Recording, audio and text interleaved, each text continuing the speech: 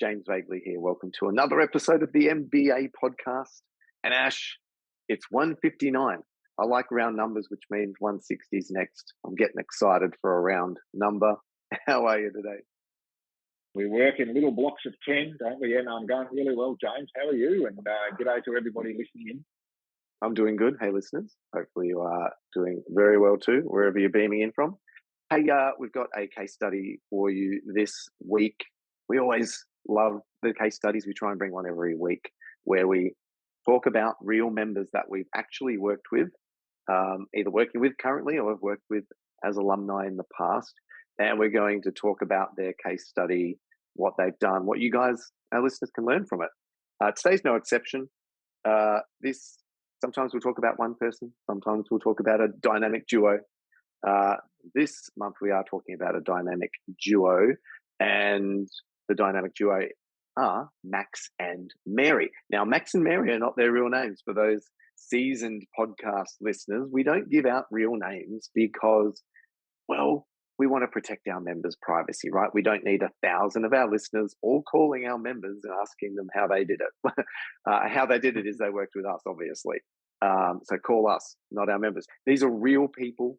We've just changed the names for privacy. So let's talk about Max and Mary, Ash. These are unscripted listeners, unprepared unscripted. Let's just dive in, Ash. Where do you think the best place is to start with Max and Mary? Well, I think we do our best work on the fly, right, James? And I think the best place to start with Max and Mary, and when we think about case studies, right, we always try to think, well, who have we worked with and are still working with in many cases that represent particular different sets of situations that might be reflective of our listeners. So with Max and Mary, they came to work with us, it's a good 2-3 years ago now, and they had gone into business in the mortgage industry as part of a business model of a particular brand that you buy into, which is perfectly fine. We're not here to judge the merits or otherwise of any particular brands, but it's that sort of McDonald's mentality where you're going in with an organisation that you believe provides all the systems, processes, and the recipe for success, but you've just got to follow the rules and you'll be successful. Which there's some truth to that. But the thing with Max and Mary, which I think they found out after going into business and then electing to come to work with us, is there's a lot more to being successful in business than just having a playbook from an organisation that says if you stand behind the counter and flip the burgers, you'll be successful. Might work in McDonald's, folks, but in the mortgage industry, obviously a less mature industry, it's different. There's all sorts of unique traits to the mortgage industry. And particularly, I think, James, one of the really, really big ones, which we talk about a lot and applicable to Max and Mary was, the great people, very dynamic, very coachable, but also, I think, recognise that just because you're going into a business model that has rules to follow, it doesn't automatically mean that you become a disciplined, savvy business operator overnight. So I think they recognise that they need more than just a bit of a rule book that says you can do this and you can't do this, so to speak. And so that's what they got with us, right? So they came on board and here's where we're at. We want to grow the business. There's rules that we've got to follow, that we recognise we need help, we need coaching, we need best practice, we need benchmarks. And I think the last thing there that is a really big part of it, James, is we need help in understanding who we need to become business operators. Mm-hmm. That's a huge one. And I guess for our listeners, Ash, we have worked with pretty much every aspect of the mortgage industry, right? Whether it's independent small operators through to those that are in franchise or license arrangements. So we've sort of seen it all. And you're right, whether you enter this industry as an independent, go to work for another brand, or even invest in a franchise or a license, for example, as you said, that comes with sometimes a brand and some support behind it, but to enable you to be a good broker, but not necessarily enable you to become a fully fledged, confident business owner. And I think with Max and Mary, you hit the nail on the head in that they had invested in, a solution or a model that provided, a great brand and support and all these things to be a great broker, but they didn't want to just be a great broker. They wanted to build and become great business leaders. And there was a lot more to that. And I think that's probably the main thing that they've enjoyed the most from working with us. Um, you might comment more on the systems and the day-to-day broking side of things. I'd be curious to know through your work with them if they still had to refine a lot of the systems and process that was given to them in the model, or if it's really been a focus on team and HR and culture and putting that business leader hat on that really made the difference with them. Yeah, that's a good insight. And I would say it's equal measure of both, if I'm being honest. So, one of the things with, I guess, a franchise or a license model is it does give you a lot of elements, including lead flow, which is a big part of it, like inbound leads. But, this transitioning to what, we talk about this a lot, James, and I think, this resonates with a lot of people is, what do I need to do to build the business in a way that gives me the flexibility and freedom and absolute choice to decide how many hours I work, decide if I want to go away for a holiday, decide, how do I build this business in a manner that works with or without me. Right now, you don't get taught that. That's not part of what you buy into when you go in. In fact, I would argue that a lot of the licensed franchise models require you to stay very heavily involved day to day doing stuff. Yep. That's what they're designed for, owner operators, which is fine. There's definitely a place for that. There always has been, and there probably always will be. But of course, with Max and Mary, they wanted to build a life that was profitable and a business that was profitable, but they needed to tweak their hiring structures. They really needed to understand what's the sort of people that we need in our business and how do we manage them? How do we get the best out of them? And how do we maximize, the productivity of the leads we're bringing in? How do we teach them to be good networkers and good hunter-gatherers? And how do we do all of this stuff? We're not taught this. This is not part of what the franchise gives us. And then overlaid on top of all of that is, where do we push and pull a little bit as far as leaders to get the best out of our team? And I want to emphasize that word leader. It's a really big part of it, is how do we become good leaders of people in our business in the right way? And I think that's very common in the people that I work with, James, and that come in. Is look, there's all the systems, the processes, the best practices, the benchmarks to get that well-oiled machine together. But then it's like, well, okay, how do I manage the team? Do I need to micromanage, or can I step back and just let things happen? And how do I set that up so that works? That's where a lot of the work and intel and mentoring with Max and Mary continues to happen to this day. They're still working with us. And don't you think that's a really good point to highlight, I think, James, is, I think I think there might be a mindset for a lot of people that, working with the business coach / mentor and advisor has got a defined beginning and end. And perhaps in some cases it does, but I think in many, many cases it's an ongoing evolution that as you get move forward, your business grows and you've got more time to focus on strategy and the fun stuff and less on, writing loans. Max and Mary are a really good example of continuing to invest in themselves, continue to invest in their learning, their development, their growth, and having a voice and a relationship outside of themselves that they can turn to sanity check and stress test their thinking and their decision making. So, yeah, I would argue that 3 years in, they're on a really exciting next phase of their journey working with us. But that first sort of 2 or 3 years has been really getting them to the point where the business is profitable. They've got good people and systems that they know they can count on.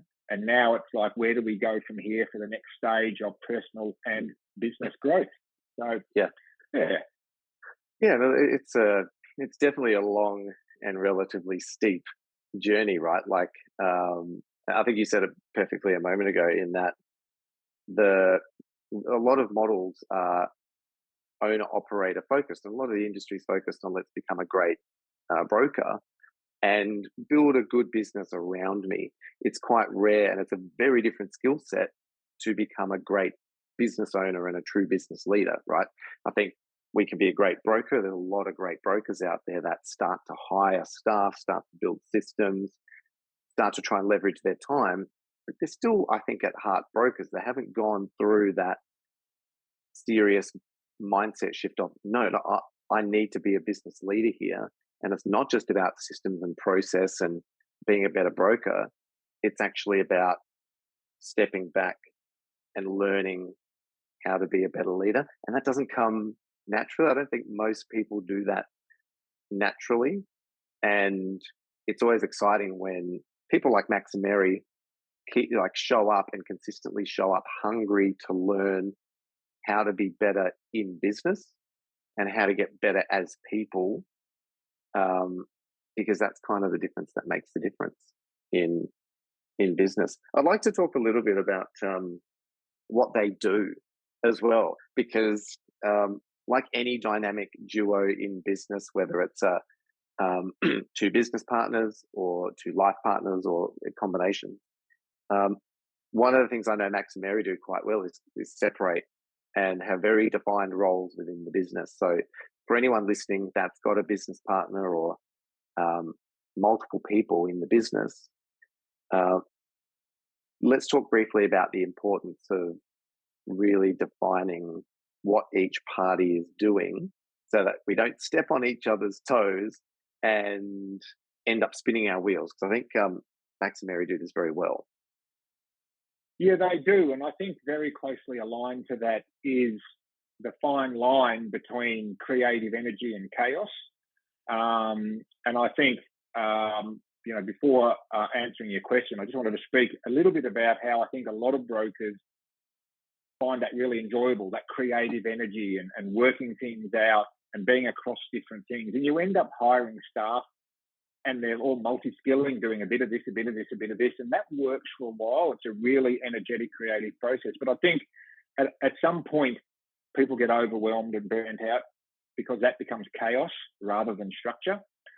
So just keep that in mind, right? So, but to go back to Max and Mary, now, that was a key thing for them, right? Coming into a business, there's two of us.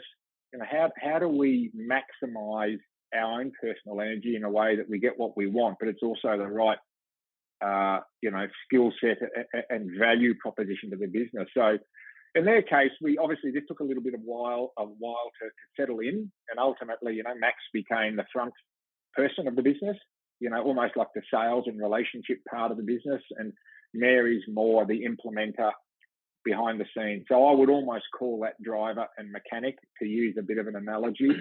Max is driving the car and gets, I guess, the visibility, and Mary's the mechanic to make sure the car works. So they developed a great cadence, a great relationship, which was naturally there. But I think what's really important is having the right people around them to help guide them into how to utilize those different skill sets effectively and complementarily, rather than just allow it to emerge by chance. And I think this is what happens in the industry, and a lot of listeners might resonate with this, is, you sort of just keep flogging yourself, hoping that systems and processes and structures will emerge by natural evolution. But unfortunately, without help, the natural state of a business is chaos. Yeah. Right? The natural state of a small business is generally chaos, right? So what you might call creative energy and problem solving, your employees might regard as chaos. So this is a really important part of the evolution as people and as business owners, is to build system structures and processes to turn that raw energy into a consistent direction and a consistent process that everyone understands and everyone can be on board with, and everyone understands their role, rather than everybody doing everything. And I think with Max and Mary, they came to that realization working with us fairly early on, and settled into those roles, which they had a good natural fit with. I think if you were both mechanics or both drivers, it would be totally different. But I think I would say, though, like if they were both drivers or both salespeople, so to speak, we would still make it work, but it would have to be done differently. And that's the message I want to get across is it's not one set, do this and it will naturally work. It's about, there are structures, there are process, there are methodologies that work, but you've got to factor in, particularly in a dynamic duo, where your interests lie, where your expertise lies, where your availability lies, that works for you, but also works for the business in a sustainable way. So I think that's one of the real strengths that Max and Mary have extracted, is they're enjoying what they do, and it shows up in the business, it shows up in their care and relationship with their people, that they're both doing what they naturally enjoy doing. Which is pretty damn important, right? Like, if you're not enjoying what you're doing, you won't show up and be who you need to be for the team. I like what you mentioned. I think this is a good learning for everybody listening in that. I mean, how many situations do we see, Ash, in the broking world? I can probably think of a number, and I know there's probably hundreds out there where you've got partnerships and they're both drivers. Now, this is pretty standard in a mortgage business, is you get one or two or three good brokers who get together and they try and build a business. They're all drivers. No one's building the car. No one's improving the car. Everyone's just out there trying to win and bring in business. And some of the most successful partnerships are the ones where it's that yin and yang and the driver and mechanic, because you need a driver to drive the car and you need a mechanic to fix it. And as you said, you're rightly so. Let's say there is a duo who are both drivers. Well, that changes their strategy. Who's the mechanic? Who's going to do the building if both of you want to be out there driving business? Or if both of you want to be fixing the car, building systems, and no one wants to get on the phones and hunt for business, you got problems that you need to overcome through, staff and various decisions in the business. But I just wanted to bring that up because I think that's something a lot of broking businesses miss, is it's a driver and then let's get another driver and then let's get another driver. And then you've got 10 drivers and the car's falling apart. And that is a very common thread in the mortgage industry. Oh, it's chaos.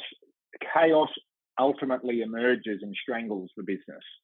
So I think it's not even a bad note for us to look to sort of wrap this one up, James. Like, I think this discussion is almost, I mean, there's a lot of elements that apply to anyone in the industry, but specifically if you are either a couple, i.e. a life couple, or business partners or friends, or whatever the relationship is, if there's more than one of you who are owners in the business, this is really the takeaway, is a key part of maximizing energy and ambition, just as Max and Mary have done, is to get together with us to work out who does what, where are you best placed in the business, and what are the right system structures and processes and strategies to put in place to maximize that relationship, so that you've each got a clear path, your team see that, and it's sustainable, and everybody's on board with it. Now, that is a really key piece of the puzzle. If you are running any form of partnership where there's more than one owner, founder, leader in the business, definitely a key piece of the puzzle. Definitely. And it is probably a great place to finish. And in terms of results, listeners, okay, this is Max and Mary, and they've done very well. And we've talked a lot about their thirst for leadership and actually growing a real business and some of the learnings along the way. But they've got some pretty serious results over the last few years of working with us. Ash, I'm not sure if you have off the top of your head even just a rough idea of, when they came to us versus now. It's definitely a multiple factor in terms of their volume and revenue, but also I think in terms of the fact that their business, they can basically step away and it still runs. Have you got some specifics you might share? Yeah, definitely. So they're definitely at a point where they're more profitable and they're freer of being mentally and physically tied to the business. So that's really key. But also, yes, as far as volumes, well, they're probably at somewhere in the mid to high, between 100 and 200 million a year. So probably getting closer to a run rate of 200 million a year. When they started working with us, it would have been down in the mid, 50, 60 area. So they're at that sort of quadrupled their volume. as well as building all of the pieces that allow them to keep growing to whatever extent they want to. This is one of the key things is, you can write more loans by flogging yourself to death, right? Or you can write more business by executing step by step on a clear strategy, building capability and capacity, and then feeding that capability and capacity over time and continually growing. So I don't know where they'll end up as we continue to work with them. I expect they'll continue to grow and get up to that maybe 200-300 million a year.